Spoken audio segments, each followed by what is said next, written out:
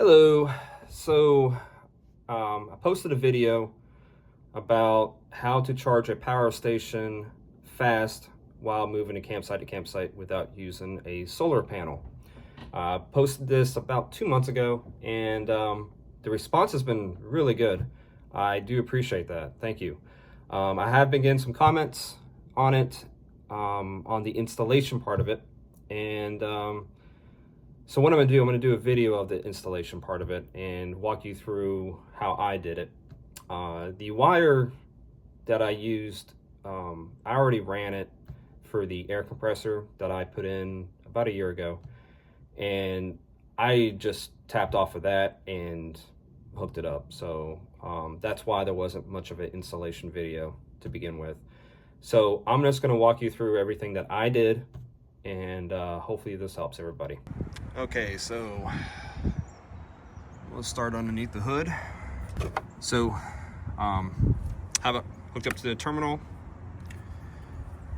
and then we have it coming up to an inline fuse with a 60 amp fuse.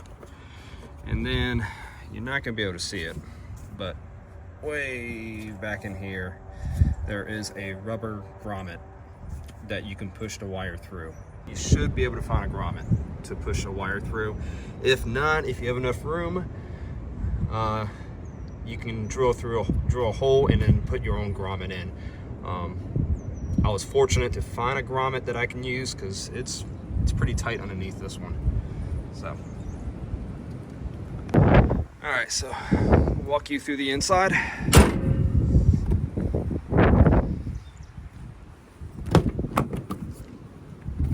Yeah, excuse the mess. We just came back from a camping trip, so everything's a little bit messy. So how I came through was right there. You can see a little bit of the wet red wire here. So once you get through the firewall, you're not going to be able to see it from here, but it's pretty tight. But this is the wire coming through, and all I did was bring it in. And then I lifted up these little running boards. They just pop right out. And you can see where the wire goes right underneath this channel.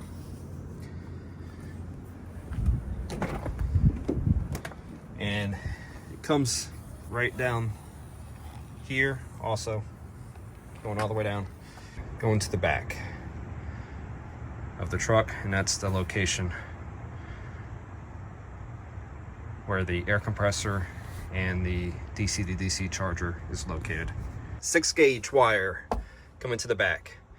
I already know it's not a clean install.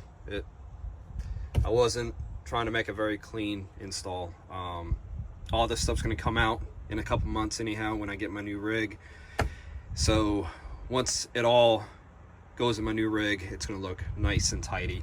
I would recommend to tie these down. All right, then from right here, I got this off of Amazon. It will split your power cable into two. The black one goes to my air compressor, and then this red one, which is also 6-gauge, will go all the way up, and it'll go into this to power this up. Now for ground, I ran out of black wire, so don't kill me on the comments saying, oh, the ground is not black, it's supposed to be black. Yes, I know it's supposed to be black, but unfortunately I ran out. But this is the ground. All the grounds are together. This is the ground for the switch, this is the ground for the DC to DC, and this is the ground to my air compressor. It all connects. I have it connected all to my seatbelt bolt. So I just took the bolt out and put all my grounds into this location. No, you do not need to run a negative cable, well, a cable to the battery on the negative side. You can ground it to the back of the truck. If you can't find any place to ground it to, you could scrape some of the paint off, drill a hole, and run a bolt through this, and this will work just as well. just remember to scrape the paint. The paint has to be removed. All right, so what I'm gonna do is I will take all this apart and kind of walk through this system here. So for this one here, this is your input. It could take in between 9 to 18 volts. This is your output, which can be 20 to 30 volts, and that is determined on a tiny little screw. You probably won't be able to see it, but it's right there. It takes a tiny little flathead, and all you're gonna do is turn it clockwise to gain, so that will give you the maximum 30 volts. If you don't want the 30 volts and you want more 20 volts, then you just turn it counterclockwise to do that. Your ground is right here.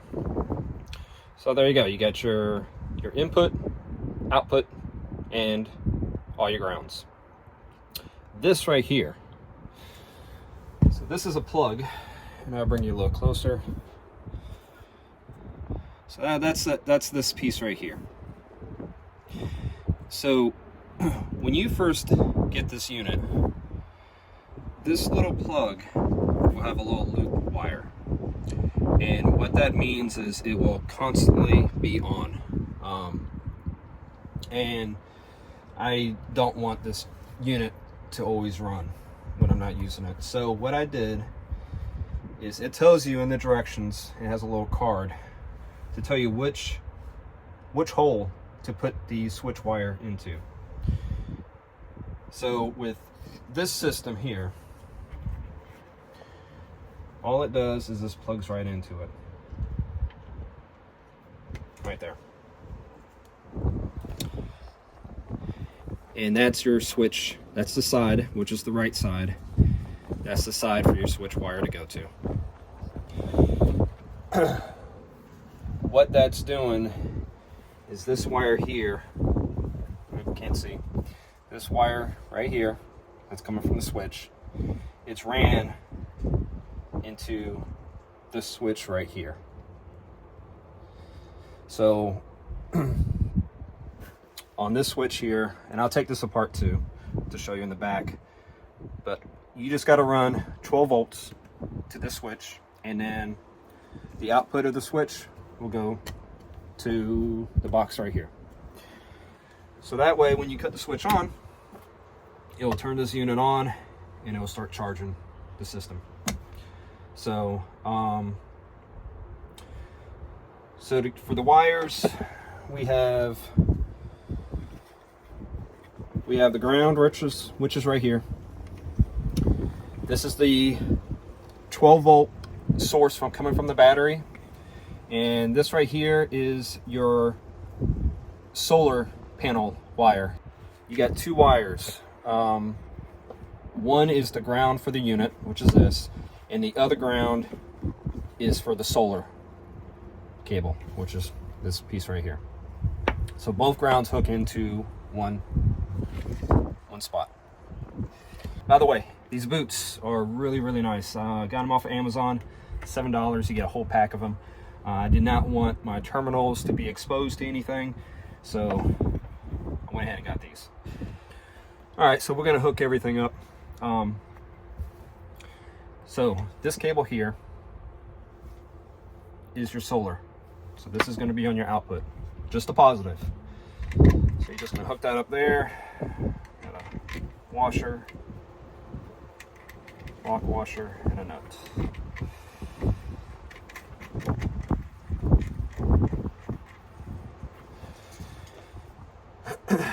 Your grounds, both of them are right here in this cable. One is for the solar here, and the other one goes to that seatbelt bolt for the ground that I showed you earlier. So both of them hook into the bottom port.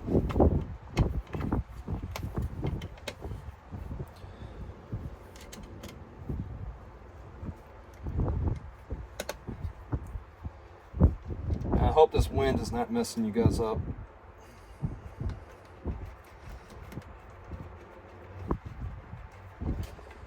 And like that. And then last, This is the power wire coming from the battery. Now we'll hook up right here.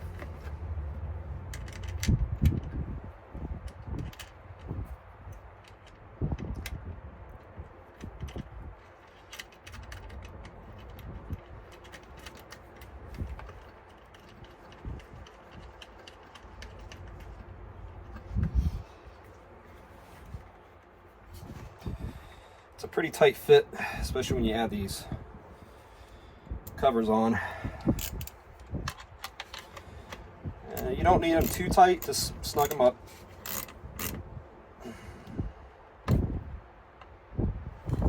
One.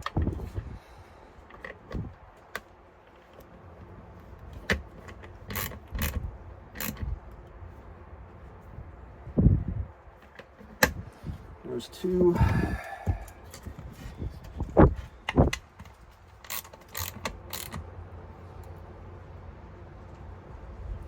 There's three. And just put the boots over the terminals. This one I need to move the wire over just a hair. There we go.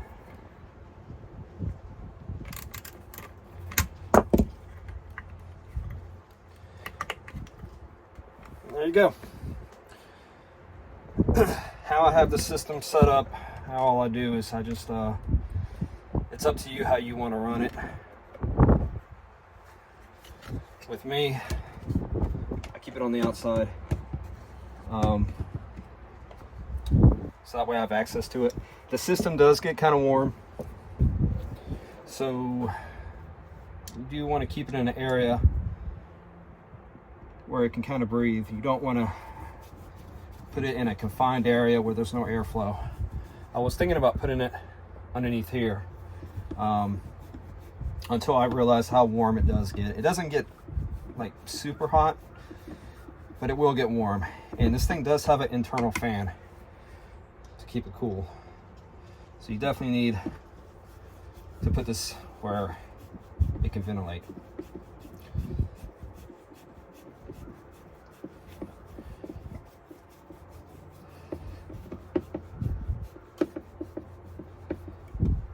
Alright, I'll bring you back for the switches. Alright, so I got the switch removed, and you can use a basic switch. Mine's a little bit more complicated just because it has a light system inside. Most switches, it'll be just 3 inputs. You'll have a ground, you'll have the 12-volt source that comes in, and then you'll have the output, which will go to this unit right here to cut it on and off when you flip the switch. With this switch here, you have, this is your ground, so this will ground to anything like your chassis, like I showed you with the seatbelt bolt, or if you have a ground wire somewhere, this will hook up to it. This is the power wire. This is constant power or switch power, and for my case it is switched power because I do have a switch up front that will kill this whole panel. And I did that because when my power bank fully charges, I can cut it off while I'm driving. I don't have to pull over the truck and turn it off from back here. So once again, recap, ground, power, and then this part right here is your switch. So your unit, which is right here, will just plug in to that section there. So when you flip the switch on and off, it'll send power to this unit to cut it off and on. That's pretty much it to install this system. You don't have to hook up a switch to it. From my understanding, this unit doesn't even cut on until it knows it's drawing power. So it is always on, but it's not going to push out power until it's actually hooked up to a device. Personally, I like to hook things up to switches. I don't like things just on running, especially since, you know, I don't, you know, this will run directly off the battery, and even though it's not powered on, I don't want to take a chance and drain the battery, so I just hook it up to the switch. I will show you my kill switch up front. that powers this whole panel, and that would be pretty much it. So from a kill switch, all I did is I ran a wire from here and came down here through my panels and pops up right here. So this wire here is my constant 12-volt wire. Now you could hook this up to the ignition switch, or you could hook this up directly to the battery, so it's always on. And this here is my switch wire. This is what's going to the back of the unit to power up all those switches back there. So from this point, all you got to do is flip it on. So now it's on. So you come back here. That's my air compressor, and that's to cut this on and off. And for right now, I just pop it in there and it holds it in pretty well. I can just cut it off and on as I need it. I do have the plate for this. I'm going to drill a hole through it so I can attach that so it's more secured. But that's pretty much it. You don't have to do this step. It's something I wanted to do because when I'm driving, the EcoFlow that I have, it has an app on it, so I can watch it on my phone, which my phone mounts right there. And when I look on the phone, I can tell that it's fully charged. I could just reach right here, cut the whole system off, and not have to worry about it. All right, so plug in the cable here. She's plugged in.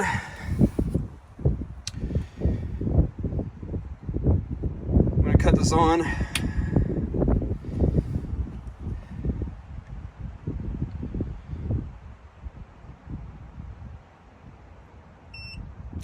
And she's powering up. So now it's hooked up to the switch.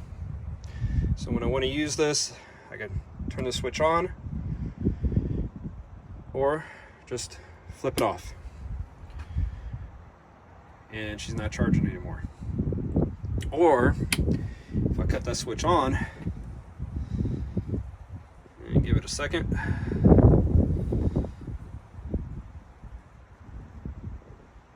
now she's charging again. And with having the kill switch now, I could just turn that off.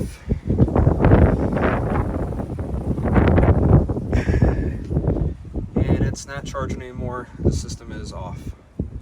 So it's just convenient for me to have that switch up front.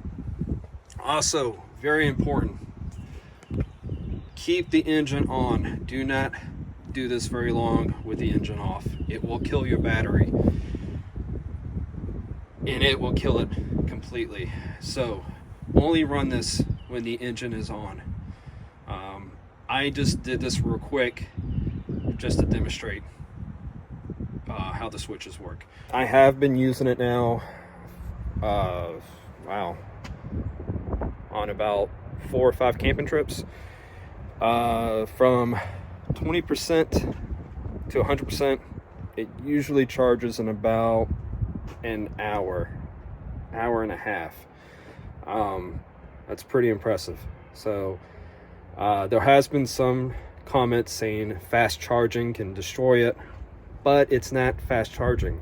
The unit, EcoFlow unit, can accept through solar up to 500 watts. This right here puts out 420, I think, 420 watts. So it's not considered fast charging. It puts out no more than what a solar panel would put out. So as of it being safe for the EcoFlow, yes. For anything else, I don't know. I only own the EcoFlow. So if any of you guys do have this system and you use it for other devices, put it down in the comments so that way everybody else can look at it and they have an idea. But that's pretty much it. Appreciate it. If you have any questions, just put it in the comments. I do my best to get back to you guys as fast as I can. Thank you.